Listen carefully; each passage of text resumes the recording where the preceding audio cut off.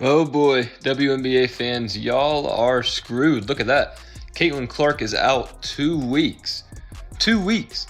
Do you know how bad the WNBA ratings are going to be for the next 2 weeks? Nobody watches the WNBA at all if it's not for Caitlin Clark in the first place. Now that she is hurt, who in the world is going to watch these games? Who in the world is going to watch a WNBA game without the biggest star the sport has seen ever? Like, this is going to be hilarious the next couple of weeks when these ABC stations, TNT, ESPN, see how bad the ratings are when Caitlin Clark isn't playing. And then all the players are going to see, oh, wow, we actually need Caitlin Clark to play in these games for us to try to make money. When one player is shouldering the entire WNBA, you know something major is going on. Caitlin Clark isn't just a top athlete. She's the main reason fans are watching, attending games, and talking about the league. She's the star attraction, the headline, and the biggest draw wherever she plays. ESPN can't get enough of her, and Fox Sports might as well be called Clark Sports. If TV networks had feelings, they'd probably be praising her nonstop, and maybe even sending her a lifetime supply of pizza. Caitlin Clark has just been ruled out for the next 2 weeks, and ticket sales are already down 75%. So if you didn't know, Caitlin Clark injured her hamstring and is out for the next 2 weeks, including 2 road games. One of those games being against the Chicago Sky and Angel Reese, where they have a very heated rivalry. Just 2 days ago, the cheapest ticket to get into the Chicago Sky versus Indiana Fever game was $86, and now it's down to $25. This is also against the same person who said the reason people come to watch the WNBA is because of her, talking about Angel Reese, but she cannot even keep the ticket prices up. This isn't just about big numbers. It's the kind of surprising growth that's making league executives do a double take. We're seeing viewership numbers no one expected to see again.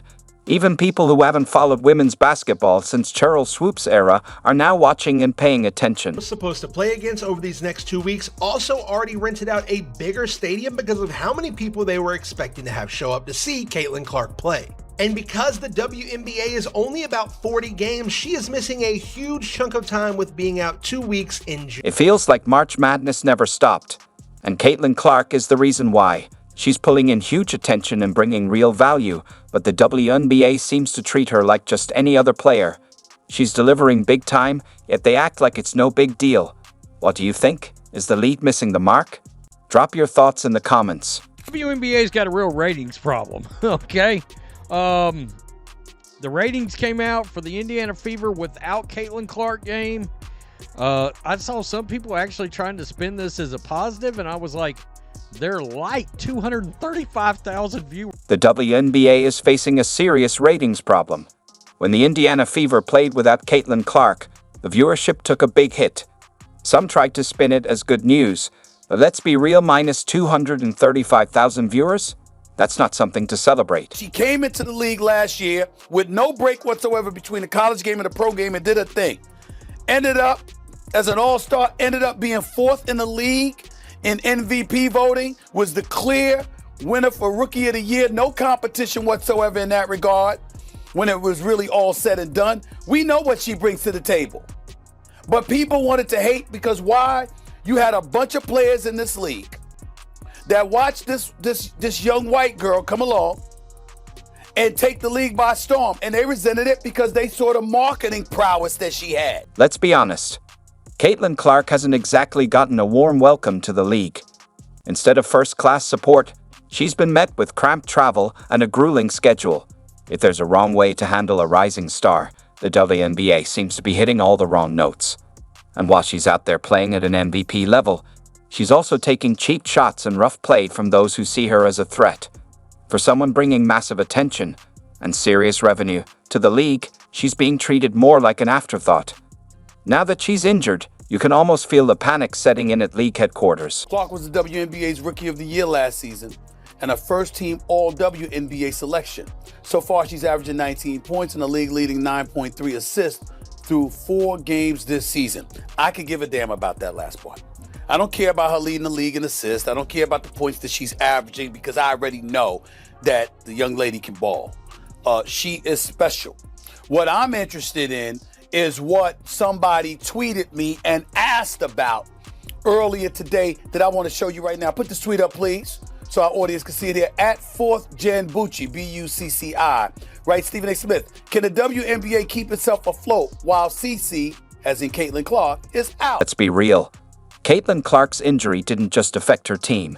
It sent shockwaves through the entire league. You could practically feel the worry coming out of WNBA headquarters.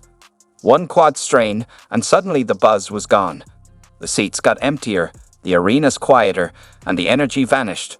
Without Clark, the momentum dropped fast. Faster than Angel Reese in a close fourth quarter. Yeah, I said it. Caitlin Clark effect is alive and well, but unfortunately for the WNBA, she's now out for a minimum of 2 weeks before she gets reevaluated.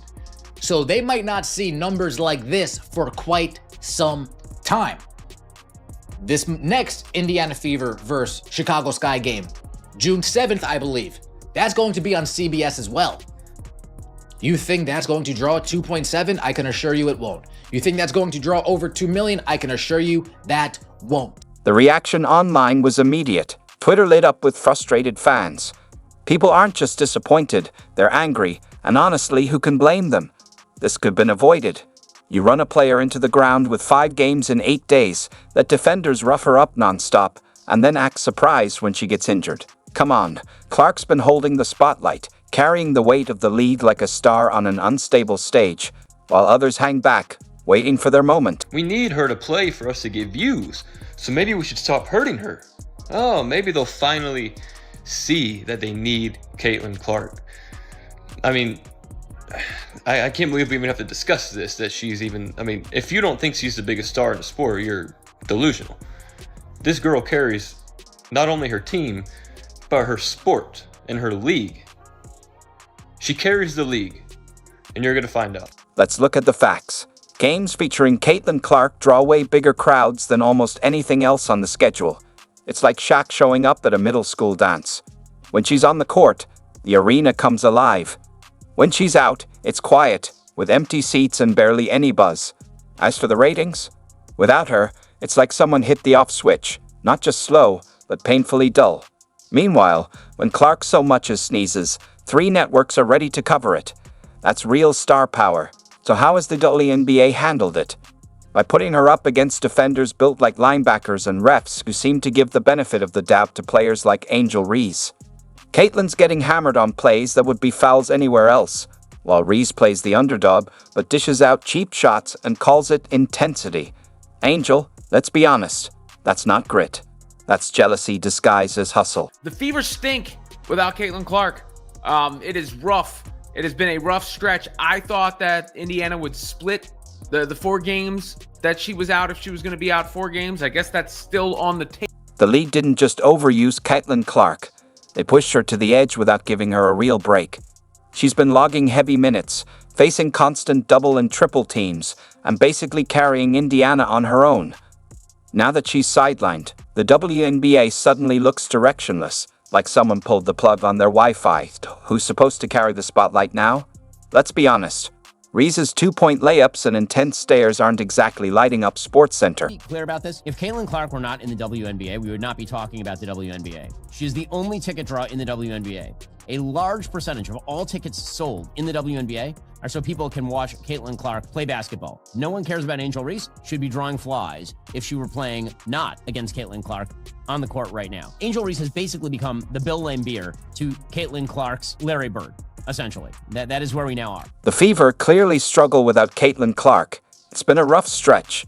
I figured they might be able to win at least 2 of the 4 games she's expected to miss. Even if she's out for all of them, a split still feels within reach. WNBA, they're having troubles with tickets now because I think Caitlin Clark is out for what? How many weeks is she out? She's ruled out for the June 7th game. That's when she was supposed to meet up with Angel Reese again. And Chicago Sky, and there's a massive drop in ticket sales. Clark's last game before her injury pulled in over 2 million viewers. That's the kind of number that makes people cancel plans and tune in. But since then, the momentum has stalled. Games that were supposed to build on that buzz are now struggling just to keep sponsor interest.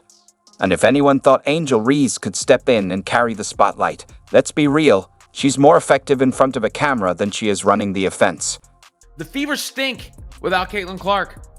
It is rough. It has been a rough stretch. I thought that Indiana would split the 4 games that she was out if she was going to be out 4 games. I guess that's still on the table. What's really frustrating is that this all could have been prevented.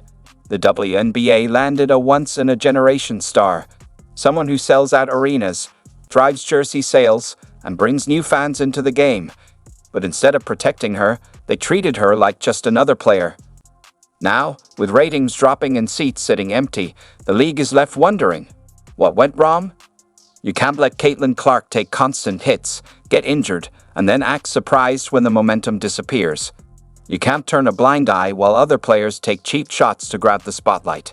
And you definitely can't ignore her value, only to realize how much she mattered once she's no longer on the court. Indiana Fever literally just gave everything they had against the worst team in the league, and they still lost. You still lost. That was probably the best performance you're going to get in this stretch of games without Caitlin Clark down that stretch. I mean, they came back from down 15 points. They went on a 16-0. Fans know it, the networks know it, and even Stephen A. Smith is probably warming up a monologue. Without Caitlin Clark, the WNBA is at risk of becoming exactly what it spent the last 2 decades trying not to be, an echo chamber. And the sad part, it didn't have to be this way. Just look at the Indiana Fever. If you thought they'd be fine without Clark, think again. Their recent game against the Mystics was a mess, like watching a blindfolded squirrel try to fly a spaceship. Total chaos, no direction. The team looked lost, and the desperation was obvious. Players kept glancing at the bench like Clark might pop out of the water cooler in a cape and save the day. Spoiler, she didn't. I just had the miserable task of watching the Indiana Fever play basketball without Caitlin Clark. There were a whole lot of things wrong with this game on the basketball side of things. Obviously, the Indiana Fever's interior defense was horrible. If you watched this game, you saw them give up, I think, over 50 points in the paint. Aaliyah Boston looked like a cone down there. It was literally horrible to watch. I haven't seen a team play that bad interior defense in a long time. They were not even trying. It's like Caitlin Clark wasn't playing out there, and they decided, you know what, since Caitlin Clark isn't playing, we're not even going to try. We know we're going to lose. It was horrible to watch. This is a game you could have won against the youngest team in the league.